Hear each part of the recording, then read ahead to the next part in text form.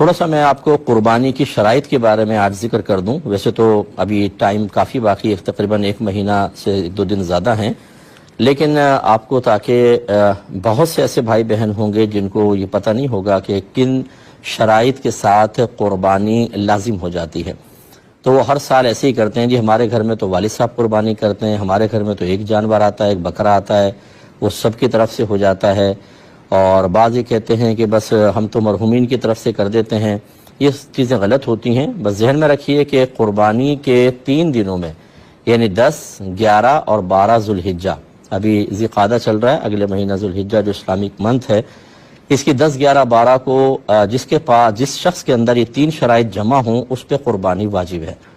لیکن اگر ہم حج کے بارے میں غور کریں تو فقہا نے یہی فرمایا کہ حج کے بھی 2 مہینہ 10 دن ہوتے ہیں. شوال کا مہینہ، ذی قعدہ، ذی الحج کے 10 دن شروع کے 2 مہینہ 10 دن، یعنی ان دنوں میں اگر کوئی حج کا احرام پہن لے تو وہ ویلڈ مانا جائے گا.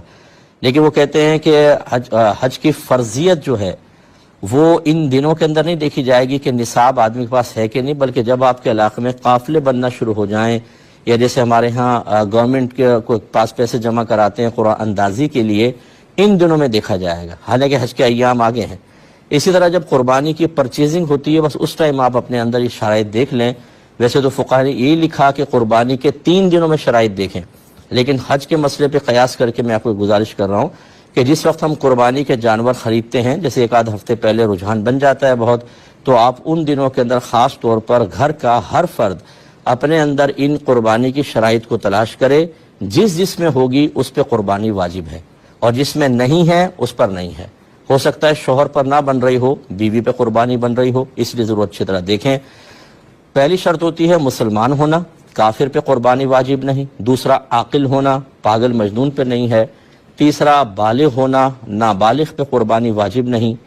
چوتھا مقیم ہونا، یعنی مسافر نہ ہو.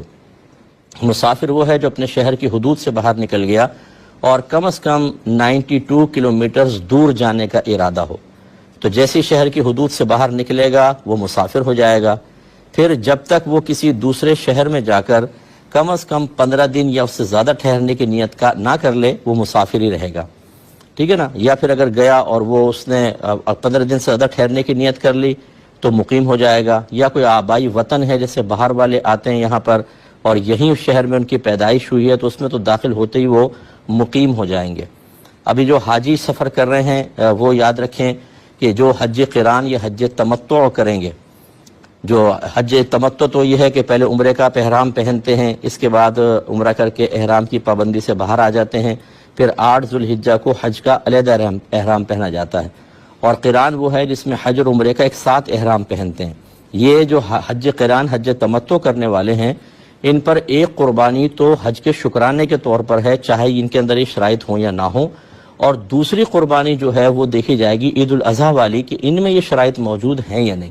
لہذا وہ بھی اس پر غور کریں جو حج کرنے والے ہمارے بھائی بہن ہیں، کہ اگر آپ وہاں پر پہنچ جاتے ہیں، آپ مسلمان ہیں ماشاءاللہ، عاقل ہیں، بالغ ہیں اور مقیم ہو گئے کہ نہیں. اگر آپ مکے کے دنوں کے ساتھ بشمول مینا، عرفات، مزدلفہ، یہ سارے دن بھی اس میں شامل کیے جاتے ہیں. اگر 15 دن تک قیام بنتا ہے مکے میں اور ان تمام جگہوں پر، تو آپ مقیم ہو جائیں گے، تو پھر آپ پہ قربانی واجب ہو سکتی ہے. کیونکہ ایک اور شرط ہے، وہ بھی ذکر کر رہا ہوں، اس کے بعد 5 شرائط آپ اپنے اندر دیکھیں گے. تو یہ مقیم ہو جاتا ہے آدمی جب اس طرح 15 دن یا زیادہ ٹھہرنے کی نیت کر لے. اور چوتھی شرط ہوتی ہے مالک نصاب ہونا.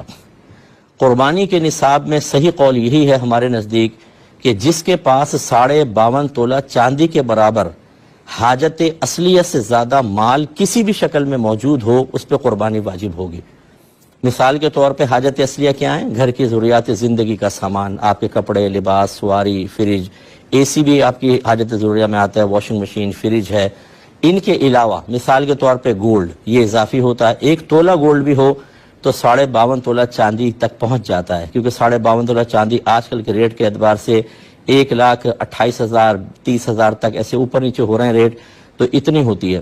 تو جس کے پاس 1 تولہ سونا بھی ہوگا اس پہ قربانی واجب ہے.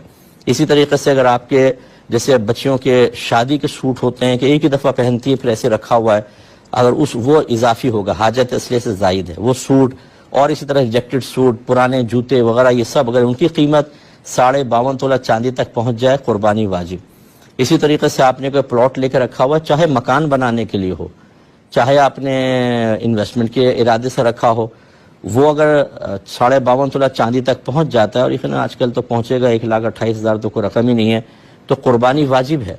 हत्ता के फुक़हा ने फरमाया अगर किसी के 6 कमरे हैं और वो 4 कमरे इस्तेमाल करता है, 2 कमरे बंद करके रखे हुए हैं, तो इन 2 कमरों की कीमत का भी कुर्बानी के निसाब में हिसाब होगा। लिहाजा मैं तमाम से गुजारिश करता हूँ, घर के सरपरस्त वो अपना कलम डायरी लेके बैठ जाएं, ज़ौजा, बेटा, बेटी, बहू सब के सब बैठें और अपना अपना हिसाब किताब करें। जिसके अंदर ये शराइत जमा हो कि वो मुसलमान है, आकिल है, बालिग है, मुकीम है, मालिक निसाब है, उस पर कुर्बानी वाजिब है। तो आप देखेंगे कि एक एक टाइम में घरों में 10-10 कुर्बानियाँ बन रही होती हैं, 5-5 कुर्बानियाँ बन रही होती हैं, लेकिन जानवर एक आ रहा है, एक बकरा अब्बा जानी कर रहे हैं हर साल।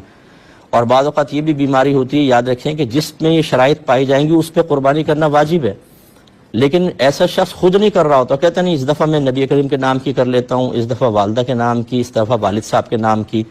भाई अगर आपको दीगर करनी है तो वो नफली कुर्बानी अलग लेकर आएँ, उनकी तरफ से कुर्बानी करने से आपका वाजिब कैसे अदा हो जाएगा। इसलिए इस पर तवज्जो करें और ये कुर्बानी के मसाइल अच्छी तरह समझें।